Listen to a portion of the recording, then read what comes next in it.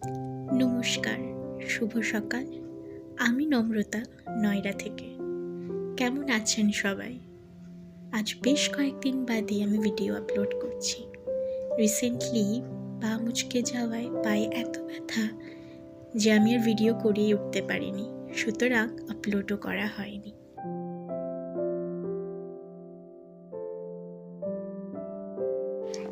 চারদিকে এত সুন্দর আলোর খেলা, মনে হচ্ছে বসন্ত মুঠো মুঠো রং চারদিকে ছড়িয়ে দিয়েছে।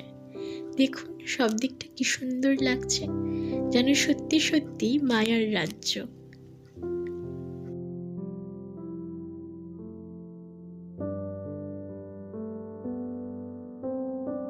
আজকে মাঘী পূর্ণিমা, বুদ্ধকে পঞ্চব্যঞ্জনে ছোঁয়াইন তোলা হবে।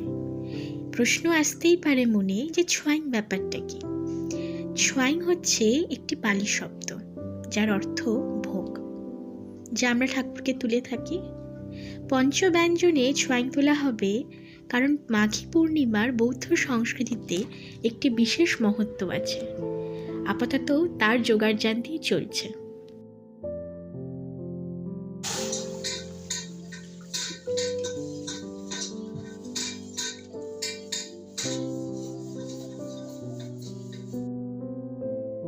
প্রিভিয়াস একটি ভিডিওতে আমাকে একজন জিজ্ঞেস করেছিলেন যে সবজি ফাইনলি চপ অথবা স্লাইস করার জন্য আমি বিশেষ কোনো ছুরি ব্যবহার করি কিনা। এই যে ছুরিটি দেখতে পাচ্ছেন, আমি এই ধরনের ছুরি সবজি কাটার জন্য ব্যবহার করি। বটি আমি ব্যবহার করি না, কারণ বটিতে কাটতে আমার অসুবিধে হয়। তবে এই ছুরিগুলিও ভোঁতা হয়। ছুরি ভোঁতা হলে তাকে ধার দেওয়ার জন্য একটি বিশেষ টুল ব্যবহার করা হয়, যেটাকে এখানে আড়ি বলা হয়। এই হচ্ছে সেই আড়ি। কলকাতায় পাওয়া গেলে এটিকে ছুরিতে ধার দেওয়ার জন্য বাড়িতে এনে রাখতেই পারেন। সবজি কাটতে বেশ সুবিধেই হয়। প্রিভিয়াস যে ভিডিওতে আমার কাছে এই প্রশ্ন এসেছিল আমি কি ধরনের ছুরি ব্যবহার করি, সেই ভিডিওতে আমি এই ছুরিটি ব্যবহার করেছিলাম ফাইনলি সবজি স্লাইস করার জন্য।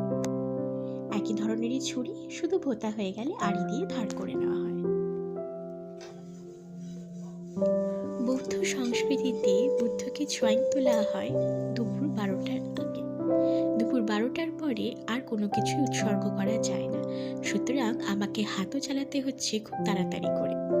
সমস্ত রান্না বান্না কমপ্লিট করে ছোঁয়াইন আমাকে রেডি করে নিতেই হবে। ডাল প্রায় ফুটে এসেছে, আর এর মধ্যে দিয়ে দেব টমেটো। টমেটো গলে গেলে ডালে শুধু তড়কা দেওয়াই বাকি থাকে। তড়কা হিসেবে আমি ইউজ করেছিলাম সর্ষের তেল, 2 শুকনো লঙ্কা, কয়েকটা রসুনের কলি আর 5 ফোড়ন। তড়কা দিয়ে ডাল নামিয়ে চলে গেছিলাম ভাজাভাজির দিকে। 5 রকমের ভাজা তৈরি করতে হবে, এখন সেদিকেই এগিয়ে যাব।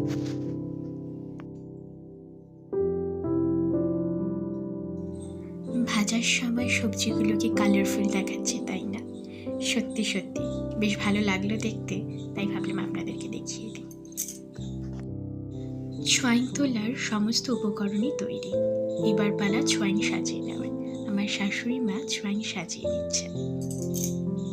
আমি রান্না করার মাঝেই আমার শাশুড়ি মা সিমুই বানিয়ে ফেলেছেন। দেখুন ছোট ছোট 2 বাটিতে সিমুইও ভোগ হিসেবে তোলা হচ্ছে। সেই সময়ে তাড়াহুড়োতে আমি সেই ভিডিওটা করে উঠতে পারিনি।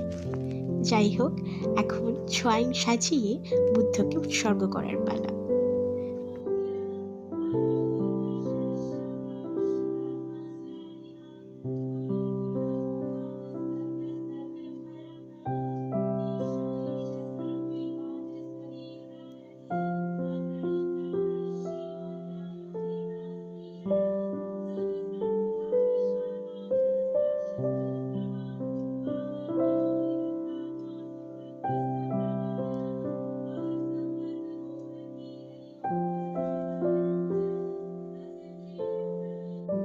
পুজো পাঠ সম্পন্ন করে এবার যাব লাঞ্চ তৈরির দিকে। আজকে সকালেই উনি গ্রেটার নয়ডা কোর্টে গেছেন, এসে যাবেন পাটিয়ালা হাউস কোর্টে। আজকে বেলা করে যাওয়ায় ভাবছি ভাত ডাল ভাজা যা বানিয়েছি সেটাই লাঞ্চে প্যাক করে দেব। ফিরে আসার সময় প্রায় হয়েই এসেছে।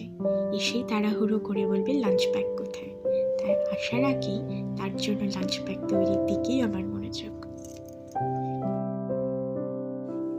রান্নার ফাঁকেই আমি আর আমার শাশুড়ি মা বেশ গল্পে মশগুল। এমন সময় কলিং বেল বাজল। এসে পড়েছে। এইবার লাঞ্চ বক্স প্যাক করে দেব। ভাত, ডাল, ভাজা যা কিছু বানিয়েছি সব দিয়ে লাঞ্চ প্যাক করে টেবিলে গিয়ে রেখে দেব। বেরোনোর সময় নিয়ে বেরোবে। ওই যে, আমাকে আর লাঞ্চ প্যাক করে টেবিলে রাখতে হয়নি, নিজেই লাঞ্চ প্যাক নিতে চলে এসেছে।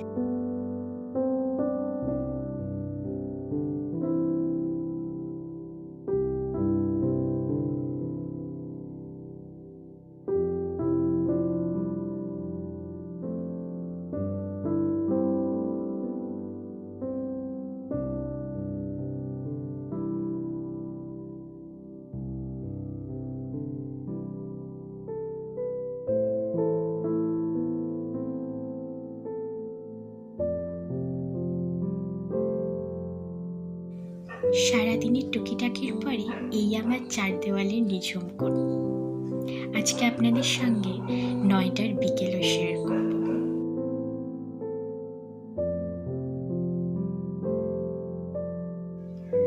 ঘড়িতে সন্ধে 6টা আর আমি রয়েছি ছাদে। যতবার আকাশে এরকম ফ্লাইট উড়ে যেতে দেখি মনে হয় যেন সেটা কলকাতার দিকেই যাচ্ছে। সামনে যে মেট্রো লাইনটি দেখা যাচ্ছে এটি নয়ডার সাথে দিল্লিকে কানেক্ট করে। মেট্রো স্টেশনটির নাম সেক্টর 34। এখানকার মেট্রো স্টেশনগুলির বিশেষত্ব হচ্ছে স্টেশনের ওপরে বসানো সোলার প্যানেলস। যখন এখানে বিদ্যুৎ বিভ্রাট ঘটে তখন এই সোলার প্যানেলই মেট্রো চলাচলের সবথেকে বড় ভরসা।